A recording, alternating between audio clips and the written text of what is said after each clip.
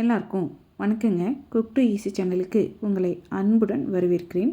இன்றைக்கி நம்ம சிம்பிளான அதே சமயத்தில் ரொம்பவுமே சுவையான ஒரு மஷ்ரூம் கிரேவி எப்படி பண்ணுறதுன்னு பார்க்க போகிறோம்.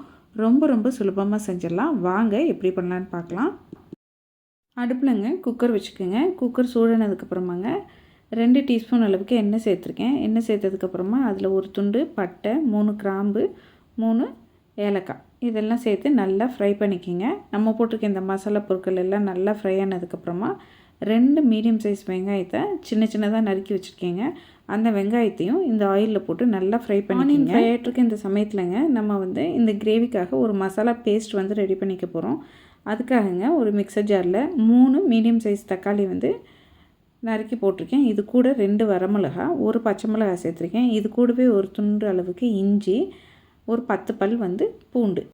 இது கூடவேங்க அரை மணி நேரமாக நம்ம ஊற வச்சு வச்சுருக்கக்கூடிய 1 டேபிள் ஸ்பூன் அளவுக்கு கசகசாவும் 5 முந்திரி பருப்பும் இதை தண்ணியோடவே அப்படியே இந்த தக்காளியோடு சேர்த்துட்டுங்க. இதை நல்லா நைஸாக பேஸ்ட்டாக அரைச்சி எடுத்துகிட்டு வரணும். பாருங்கள், நமக்கு பேஸ்ட்டு இது மாதிரி ரெடியாகி வந்துருச்சு. இப்போ இதுக்குள்ளே நமக்கு இந்த வெங்காயம் நல்லா நமக்கு ஃப்ரை ஆகி வந்திருக்குங்க. இப்போ இந்த ஸ்டேஜில்ங்க நம்ம அரைச்சி எடுத்துகிட்டு வந்திருக்கக்கூடிய இந்த விழுதை இந்த வெங்காயத்தோடு சேர்த்துக்கிறோம். பார்த்து இந்த கவனமாக சேர்த்துக்கோங்க. கையில் தெளிக்கிறதுக்கு வாய்ப்புகள் இருக்குது.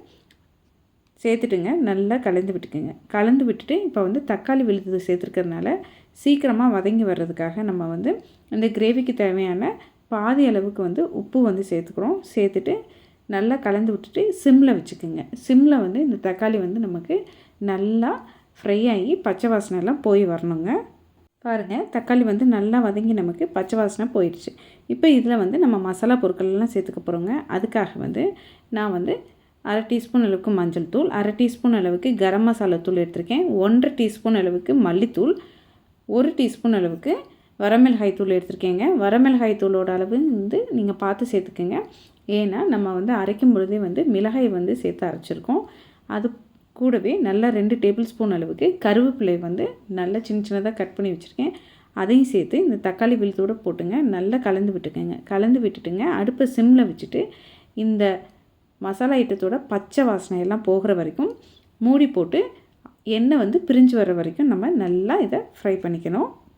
கிட்டத்தட்ட ஒரு 3-4 நிமிஷத்துக்கு அப்புறமா நம்ம திறந்து பார்த்தோம்னா நமக்கு எண்ணெய் சைடுக்கெல்லாம் பிரிஞ்சு நமக்கு இந்த தக்காளி மசியல் சூப்பராக மசாலாவோட குக்காய் வந்திருக்குங்க. இப்போ இந்த ஸ்டேஜில்ங்க நம்ம என்ன பண்ண போகிறோம் அப்படின்னு சொன்னோம்னா, நல்லா கழுவி சுத்தம் பண்ணி கட் பண்ணி வச்சுருக்கக்கூடிய 200 கிராம் அளவுக்கு மஷ்ரூமை இந்த தக்காளி கலவையோடு சேர்த்துக்கிறோம். சேர்த்துட்டுங்க இந்த மசாலா மஷ்ரூமுக்கு நல்லா கோட்டாகிற மாதிரி மிக்ஸ் பண்ணி விடுங்க. மிக்ஸ் பண்ணி விட்டுட்டு இதில் நான் 3/4 கப் அளவுக்கு தண்ணி விட்டு இந்த மஷ்ரூமை நல்லா குக் பண்ணி எடுத்துக்க போகிறேங்க. தண்ணி ஊற்றுறதுக்கு முன்னாடி நல்லா ஃப்ரெஷ்ஷான கருவேப்பிலையை நிழலில் காய வச்சு பொடி பண்ணி வச்சுருக்கேன். அது 1.5 டேபிள் ஸ்பூன் அளவுக்கு அந்த கருவேப்பிலை பொடியை சேர்த்துக்கிறேன். நீங்கள் இது மாதிரி செஞ்சு பாருங்கள். கண்டிப்பாக உங்களுக்கு மஷ்ரூம் ரொம்ப பிடிக்குங்க. இந்த கருவேப்பிலை ஃப்ளேவரோட இந்த மஷ்ரூம் சாப்பிட்றதுக்கு சூப்பராக இருக்கும். இந்த பொடியும் போட்டு நல்லா மசாலா எல்லாமே மிக்ஸ் ஆகிற மாதிரி மிக்ஸ் பண்ணி விட்டுட்டு நீங்கள் 3/4 கப் அளவுக்கு தண்ணி விட்டு நம்ம இதை குக் பண்ணி எடுக்க போகிறோம்.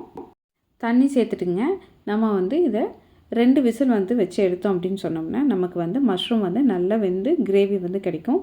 உங்களுக்கு கிரேவி திக்காக வேணும் அப்படின்னு நினச்சிங்கன்னா நீங்கள் 3/4 கப்புக்கு பதிலாக அரை கப் அளவுக்கு தண்ணி விட்டு வேக வச்சிங்கன்னா உங்களுக்கு நல்ல திக்கான கிரேவி கிடைக்குங்க. 2 விசில் வச்சு எடுத்ததுக்கப்புறமா வாங்க நமக்கு கிரேவி எப்படி வந்திருக்குன்னு பார்க்கலாம்.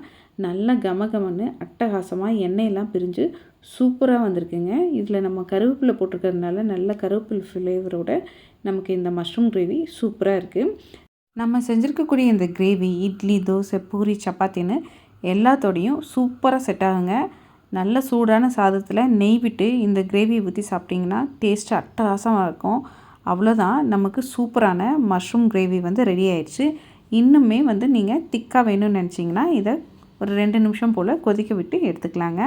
அவ்வளோதான், அருமையான மஷ்ரூம் கிரேவி நமக்கு ரெடி ஆயிடுச்சு. அவ்வளோதாங்க, ரெடி பண்ண இந்த மஷ்ரூம் கிரேவியை சர்விங் பவுலுக்கு மாற்றிக்கலாம்.